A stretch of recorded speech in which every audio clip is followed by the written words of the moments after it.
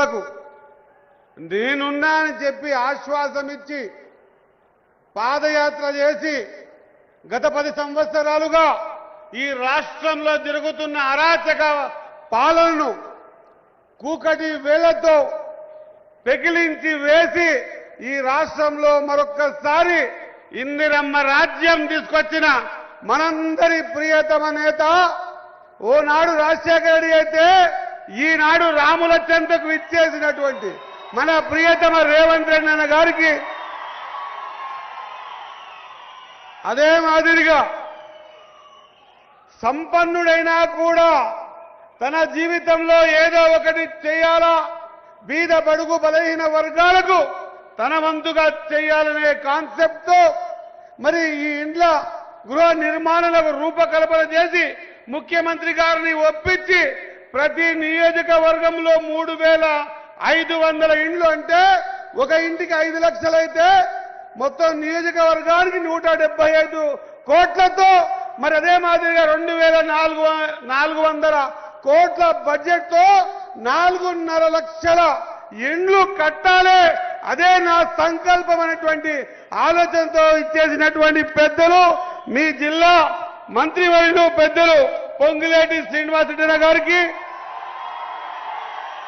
అదే మాదిరిగా నా సహచర ఎమ్మెల్యేలు వెంకట్రామన్న గారికి, పాయం వెంకటేశ్వర్లన్న గారికి, కోరం కర్కయ్యన్న గారికి, రామదాస్ నాయక్ గారికి, మా అన్న కూనమనేని సాంబశివరావు గారికి, మట్టా రాఘమయ్య మా సోదరిమణికి, అదే మాదిరిగా మా ఎంపీలు రఘురామారెడ్డి గారికి, మా అన్న బలరాం నాయక్ గారికి, అదే మాదిరిగా హౌసింగ్ ఎండి గారికి, 2 కలెక్టర్లకు, అదే ఐటీడీఏ పీఓ గారికి, చైర్మన్లు, ఉమ్మడి జిల్లా అధ్యక్షులు, వేదిక మీద ఉన్న పెద్దలు, వివిధ శాఖలకు సంబంధించిన చైర్మన్లు, డైరెక్టర్లు, ముఖ్య నాయకులు, ఈ రాష్ట్రంలో కాంగ్రెస్ పార్టీ తేవాలనే సంకల్పంతో నడుము బిగించి నాలాంటి ఎమ్మెల్యేలు గెలిపించిన ప్రాణ సమానులైన కాంగ్రెస్ పార్టీ కార్యకర్తలకు, నాయకులకు అందరికీ కూడా శిరసొంచి నమస్కారాలు తెలియజేస్తా ఉన్నా. అదే మాదిరిగా మీడియా మిత్రులకు కూడా నా హృదయపూర్వక ధన్యవాదాలు తెలియజేస్తా ఉన్నా. ఈరోజు ఎంతో సుదినం. నేను అనుకోలే ఈ మారుమూలటువంటి నియోజకవర్గంలో ఇంత పెద్ద ఎత్తున ఈ చంద్రకొండ మండలం బెండలపాడు గ్రామంలో ఇంత పెద్ద కార్యక్రమం ఉంటుందని నిజంగా చెప్తా ఉన్నా అన్న.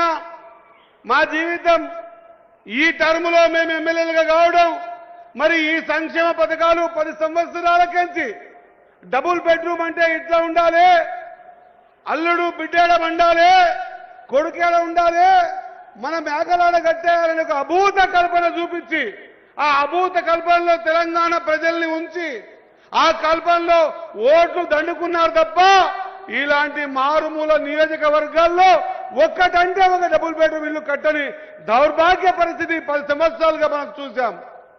ఆనాడు వైఎస్ రాజశేఖర రెడ్డి గారు పార్టీ చూడలే, ముఖాలు చూసి పెట్టలే, నువ్వు తెల్ల చొక్కవాడివా, పచ్చ చొక్కవాడివా, ఎర్ర చొక్కవాడివా, ఇంకో చొక్కవాడివా చూడలే. ఏ మాదిరికైతే ఆనాడు రాజశేఖర రెడ్డి గారు అవసరం ఉన్న ప్రతి వ్యక్తికి ఇల్లు ఇచ్చాడో, అవసరం ఉన్న ప్రతి వ్యక్తికి పెన్షన్ ఇచ్చాడో, అవసరం ఉన్న ప్రతి వ్యక్తికి కూపన్ కార్డు ఇచ్చాడో, రాజశేఖర రెడ్డి గారి రూపంలో ఉన్నటువంటి మన రేవంత్ అన్న కూడా ఈరోజు ప్రతి పేదోని ముఖంలో అందం చూడడానికి, ఆనందం చూడడానికి ఈరోజు ఈ సంక్షేమ పథకాలు మనకిచ్చి, ఇంతకుముందు ఊర్లో ఇండ్లు ఓపెన్ చేసిన తర్వాత కొంతమంది మా అక్క చెల్లెలతో మాట్లాడుతూ ఉంటే వాళ్ళ ముఖంలో కంటే ఎక్కువ కదా నేను వేదిక మీద ఉన్నట్టు పొంగులేని సీనన్న ముఖంలో, రేవంత్ అన్న ముఖంలో చూస్తా ఉందా ఆనందం. ఇంతమంది పేదోళ్లకు ఇల్లు ఇచ్చినాము కదా, మరి ఇది కదా సంక్షేమం అంటే, ఇది కదా బీద వాళ్ళని ఆదుకునేదంటే. గూడు లేని నిరుపేదకు ఇల్లు కట్టించడం వల్ల పొందే తృప్తి నిజంగా కూడా ఏమి చేసినా రాదు అన్న మాట గ్రహించి ఇంత పెద్ద ఎత్తున కార్యక్రమాన్ని తీసుకొని మనలాంటి బీద బడుగు బలహీన వర్గాలకు సాయం చేసే కార్యక్రమాలు ఎన్నో తీసుకున్న సందర్భం మనం చూశాం. అందుకే మీ అందరితో కోరుతా ఉన్నా, మీ అందరి ఆశీర్వాదం వల్ల మీ ఆలోచన విధానాన్ని మీకోసం పనిచేసే వ్యక్తుల్లాగా ఇక్కడ ఎవరము వేదిక మీద ఉన్న శాసనసభ్యులం మంత్రులం కూడా మేము ఎక్కడ అనుకోవడం లే మంత్రులము మేము ఎమ్మెల్యేమని. మేము ప్రజలకు సేవకులం. ప్రజా శ్రేయస్సే మా దేహం. ప్రతిరోజు 18 గంటలు పనిచేస్తున్న ముఖ్యమంత్రి గారు వారి టీం కందా కూడా సునాయాసంగా కార్యక్రమాలు తీసుకుపోయి పేదోడికి సంక్షేమ పథకం అందించాలనే సంకల్పంతో తీసుకున్న నిర్ణయంగా మేము భావిస్తా ఉన్నాం. అందుకే మేము అదృష్టవంతులమని అంటా ఉన్నా. ఈరోజు మీ అందరికీ తెలియజేస్తా ఉన్నా, ఇదివరకు మాట్లాడిన నా సోదరులు సంక్షేమ పథకాలు ఏవైతే ఎలక్షన్లో మాటిచ్చామో, ఎలక్షన్ల ముందు మాటిచ్చే సంక్షేమ పథకాలతో పాటు ఎలక్షన్లో మాట ఇయ్యనివి కూడా ఎవరు ఊహించలే. ఈ రాష్ట్ర ఆర్థిక పరిస్థితి ఇన్ని లక్షల కోట్ల అప్పులున్నా కూడా 10 సంవత్సరాలు తెలంగాణ లూటీ చేసి తెలంగాణ అప్పుల కుప్పగా మార్చిపోయిన తర్వాత కూడా ఈ రోజు ఊహించని విధంగా అది సన్న బియ్యం కార్యక్రమం తీసుకున్నా, లేకపోతే పేదోనికి ఇల్లు కార్యక్రమం తీసుకున్నా, మా అక్క చెల్లెళ్లకు సిలిండర్ కార్యక్రమం తీసుకున్నా, పేదోడు 200 యూనిట్ల లోపల కరెంటు కాలిస్తే ఆ కరెంటుని ఫ్రీగా ఇచ్చే కార్యక్రమం తీసుకున్నా, చెప్పుకుంటూ పోతే ఎన్నో సంక్షేమ పథకాలను పేదోనికి అందించాలనే సంకల్పంతో ఇందిరమ్మ పేరు మీద తీసుకున్న ప్రతి కార్యక్రమాన్ని మీ కాడకు చేర్చే ఒక బాధ్యత మేమందరం కూడా తీసుకున్న మాట గుర్తు చేస్తా ఉన్నా. కాంగ్రెస్ పార్టీ అంటే అధికారంలో ఉన్నప్పుడు తన చుట్టూ ఉన్న నలుగురు కోసం పనిచేసేది కాదు. కాంగ్రెస్ పార్టీ అంటే సంక్షేమ పథకం కోసం కాగితం పట్టి దరఖాస్తు ఇచ్చినటువంటి ఆఖరి వ్యక్తికి కూడా ఈ సంక్షేమ పథకం అందించాలనే సంకల్పం ఉన్నదే కాంగ్రెస్ పార్టీ అని మీ అందరికీ గుర్తు చేస్తా ఉన్నా. ఈ సంక్షేమం చూసి కొంతమందికి అర్థమైతలేదు. మేముండగా ఎట్లా చేయకపోతే ఈ రోజు కాంగ్రెస్ రోజు చేస్తా ఉన్నారు కదా. ఇది కాంగ్రెస్ రక్తంలోనే ఉంటది. ఆ రోజు ఇందిరాగాంధీ గాని, నెహ్రూ గాని, రాజీవ్ గాంధీ గారు గాని, సోనియా గాంధీ గారి ఆలోచన గాని, రాహుల్ గాంధీ గారి ఆలోచన గాని పేదోడు బీదోందికే ఉంటది. ఎవరైనా ఆలోచన చేసిండ్రా ఈ రాష్ట్రంలో? రాహుల్ గాంధీ గారు ఏమన్నారు? మన నాయకుడు ఈ భారతదేశంలో పార్లమెంట్ గాని, అసెంబ్లీ గాని కడప దొక్క వెనుకబడ్డ జాతులు ఎన్నో ఉన్నాయి.